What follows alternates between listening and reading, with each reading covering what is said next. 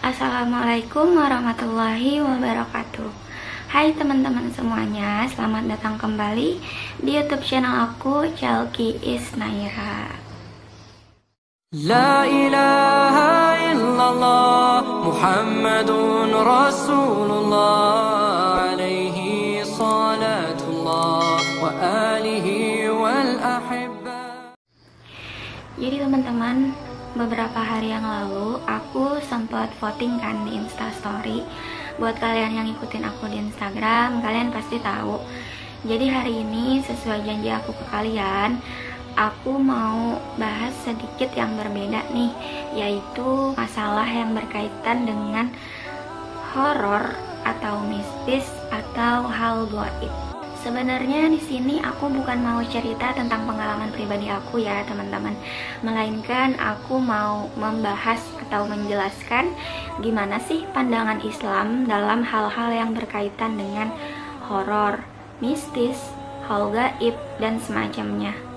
Kalau ngomongin masalah hal-hal gaib, nggak jauh-jauh kita juga ngomongin masalah yang berkaitan dengan hantu, setan, jin, dan juga semacamnya. Kalau ngomongin masalah ini tuh banyak orang yang jadi penasaran dan pengen tahu gitu. Sebenarnya alam gaib atau jin itu ada nggak sih? Dalam Al-Quran di surah Al-Zariyah ayat 56 sudah dikatakan, wa ma khalaqatul jinna wal insa illa liya'budun, yang mana artinya, dan aku tidak menciptakan jin dan manusia melainkan agar mereka beribadah kepadaku. Dan di ayat yang lain pun Allah berfirman di dalam surah Al-An'am ayat 59, wa indahu mafatihul ghaibi illa ya'lamuha illahu, dan di sisi Allah lah kunci-kunci yang gaib. Jadi kesimpulannya teman-teman, hal-hal gaib itu memang ada. Sebagai seorang muslim, kita wajib untuk mempercayai hal-hal gaib. Hal-hal gaib itu juga bisa berupa hari kiamat, alam kubur, malaikat, surga, dan juga neraka gitu. Itu juga merupakan hal-hal gaib. Jadi sebagai seorang muslim kita wajib untuk mempercayai hal itu. Tapi kita juga harus ingat teman-teman, yang mengetahui semua perkara gaib itu hanya Allah Ta'ala. Gak ada selain itu yang bisa tahu perkara gaib. Contohnya gini ya teman-teman, sekarang itu banyak kita dengar istilah anak indigo atau seseorang yang memiliki indera keenam, yang katanya bisa melihat perkara yang gaib. Mau itu dia bisa melihat jin, bisa tahu masa depan orang lain, masa lalu orang lain, bisa meramal seseorang, dan lain sebagainya. Yang jadi pertanyaannya, itu benar nggak sih gitu? Dan gimana sih pandangan Islam dalam hal ini? Dalam Al-Quran sudah dijelaskan di surah An-Naml ayat 65, qul la ya'lamu man fis samawati wal ardil ghaiba illallah. Tidak ada sesuatu pun yang di langit maupun di bumi ini bisa mengetahui perkara gaib kecuali Allah. Sampai sini dulu paham ya teman-teman.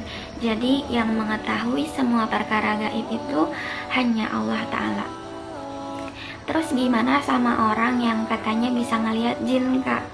Bisa mengetahui masa depan seseorang, masa lalu seseorang, meramal kehidupan seseorang, dan lain sebagainya. Orang-orang sekarang itu banyak yang menganggap bahwa hal itu adalah sebuah kelebihan. Padahal nyatanya teman-teman, dalam agama kita itu adalah sebuah penyakit. Kenapa bisa dibilang sebuah penyakit? Jadi gini, jadi sebenarnya yang bisa melihat jin itu hanya sesama jin. Normalnya manusia itu nggak ada yang bisa ngelihat jin. Kalau ada manusia yang katanya bisa melihat jin, itu dikarenakan ada jin yang masuk ke dalam mata orang tersebut. Makanya mereka bisa melihat jin. Dan ini harus berani kita sampaikan teman-teman, kalau itu bukanlah merupakan sebuah kelebihan, melainkan penyakit. Terus gimana sama orang yang bisa melihat masa depan, bisa meramal kehidupan orang lain, bisa mengetahui atau membaca hati dan pikiran orang lain, dan lain sebagainya. sama, itu pun ulah dari jin atau setan. Jin atau setan itulah yang membisikkan informasi-informasi kepada orang tersebut. Allazi yuwaswisu fi sudurin nas minal jinnati wan nas, yang membisikkan kejahatan ke dalam dada manusia itu dari golongan jin dan manusia. Nah teman-teman, kalau kita udah tahu itu adalah sebuah penyakit, gimana cara ngobatinnya atau solusinya? Yaitu dengan melakukan ruqyah syar'iyah teman-teman. Dengan melakukan ruqyah, insya Allah nanti bisa sembuh. Kalaupun ada yang udah pernah melakukan ruqyah tapi masih bisa melihat jin, atau dalam arti belum ada perubahan, maka jangan pernah putus asa dan jangan pernah beranggapan kalau hal itu nggak bisa disembuhin. Tetap lakukan ruqyah terus menerus, berkali-kali juga nggak apa-apa teman-teman. Insya Allah nanti akan hilang atau akan sembuh. Yang namanya jin itu memang ada, keberadaan mereka pun juga di mana-mana ada, dan kehidupan mereka pun juga sama gitu seperti kita, yang mana juga diperintahkan Allah untuk beribadah. Jadi harusnya kita juga nggak perlu mencari tahu tentang kehidupan mereka teman-teman. Ngapain gitu kan kita cari tahu banyak tentang mereka, apalagi sampai kita berteman dengan mereka gitu. Nah ini hati-hati, banyak banget yang kayak gini. Apa sih hukum berteman dengan jin? Dalam hadis maupun Al-Quran udah banyak dijelaskan bahwa kita sama sekali nggak dibolehin untuk berteman maupun berhubungan dengan jin. Mau itu dia dari jin kafir maupun jin Islam, sama sekali nggak dibolehin. Kenapa gitu? Karena kata Allah dalam Al-Quran di surah Al-Jin ayat 6, nantinya itu akan menambah kesengsaraan bagi diri kita sendiri teman-teman. Nauzubillah min zalik. Jujur ya, sekarang itu banyak banget kita lihat, mau itu di televisi ataupun di YouTube nih teman-teman, banyak banget kita lihat orang-orang yang suka banget berinteraksi dengan jin. Nah ini yang harus kita lebih hati-hati, itu semua adalah tipuan atau kebohongan setan. Apalagi banyak dari mereka itu yang beranggapan apa yang mereka lihat itu adalah arwah dari seseorang yang udah meninggal, padahal kenyataannya apa yang mereka lihat itu adalah jin, bukan arwah manusia. Lebih tepatnya lagi adalah jin korin. Buat yang belum tahu jin korin itu adalah jin yang hidup bersama manusia teman-teman. Jadi manusia ini punya jin korinnya masing-masing. Ketika manusia itu udah meninggal, jin korin ini masih tetap hidup sampai hari kiamat.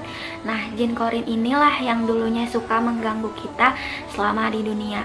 Makanya kalau mereka ditanya tentang manusia, mereka tahu gitu, karena mereka hidup bersama manusia.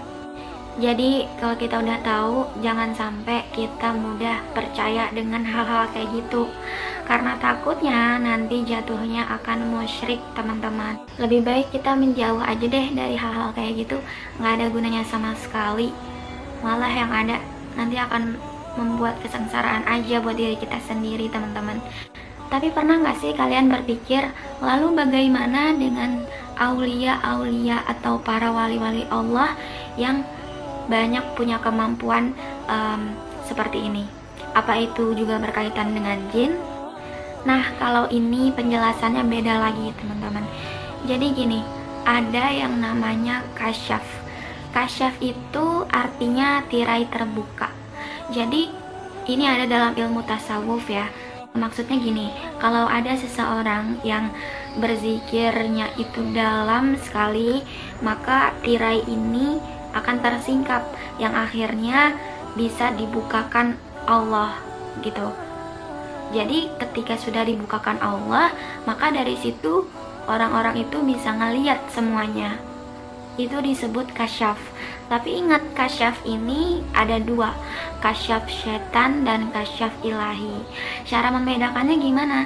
Kalau ada orang yang telah kasyaf, tapi setelah itu kasyaf itu malah membuat dia makin jauh, makin lupa, makin tidak ingat Allah, tidak ingat ibadahnya, semua kewajiban gak dia kerjakan karena dia udah merasa paling tinggi, kewajiban aja gak dia kerjakan apalagi yang sunnah, itu udah dipastikan ulah setan, kasyaf dari setan. karena setan itu juga bisa membuka kasyaf teman-teman. Jadi hati-hati, itu ciri-ciri kasyaf dari setan. Solusinya gimana? Solusinya ya ruqyah. Tapi kalau kasyaf itu malah makin membuat seseorang itu dekat dengan Allah, makin lebih rajin dia untuk beribadah, kewajiban selalu dia kerjakan, apalagi yang sunnah. Yang sunnah-sunnah aja dia kerjakan, apalagi yang wajib. Nah, bisa jadi itu adalah kasyaf dari ilahi atau kasyaf dari Allah. Benar-benar dianugerahkan langsung dari Allah.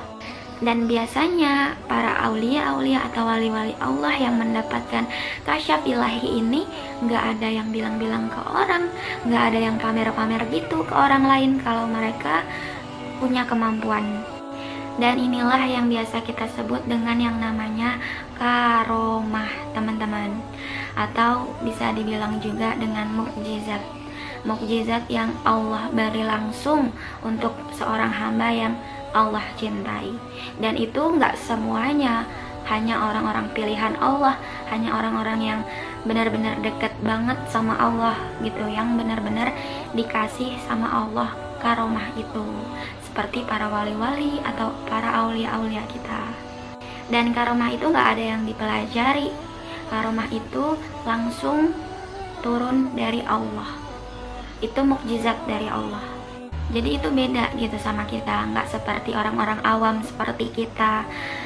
Bahkan orang-orang awam seperti kita aja masih ada yang beranggapan kalau mereka punya kemampuan seperti itu adalah sebuah kelebihan.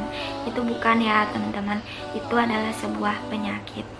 Jadi kita perlu hati-hati ya teman-teman, kalau kita banyak nemuin orang yang punya kemampuan, tapi kita lihat dari ibadah atau istiqomahnya mereka jauh gitu kan, kita perlu hati-hati dan jangan pernah diikuti. Apa yang aku sampaikan di sini bukan karangan semata ya teman-teman. Aku berani berkata seperti ini karena apa yang aku sampaikan ini benar-benar ilmu yang aku pelajari di dalam Al-Quran dan hadis, juga dari ajaran para ulama-ulama kita. Oke teman-teman, semoga apa yang aku jelaskan tadi bisa dimengerti, bisa dipahami, dan semoga kedepannya kita bisa lebih hati-hati dalam menyikapi hal-hal semacam kayak gini. Sampai di sini dulu video dari aku. Terima kasih buat teman-teman yang udah nonton. Semoga bermanfaat dan sampai jumpa di video selanjutnya. Assalamualaikum warahmatullahi wabarakatuh.